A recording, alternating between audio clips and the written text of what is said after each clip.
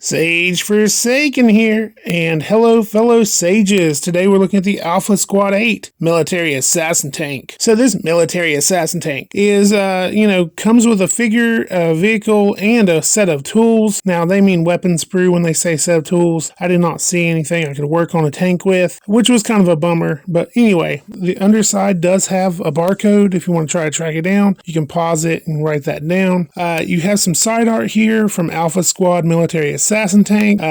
It looks more like an anti-aircraft vehicle to me, like something you could drive out and try to shoot down planes, but that's just my thought process on it. This figure is not only pretty scary looking, but he has no articulation except for his shoulders where it swivels. Issue is he cannot sit in this tank, so he can stand on the back of it, so he looks like he's firing the gun, but he has nowhere to hold on to actually fire said gun, and so that's not really going to work out too well. Now, the vehicle does have a swivel where it can turn, and so that's why I said it looks like an anti-aircraft vehicle. You can have it sitting in one place and turning, trying to track the aircraft as they're flying around. The back does have a metal roll bar that kind of protects the gas tank or something, where they can stand on to fire the gun on the back. And there's all sorts of cool detailing like the bumper.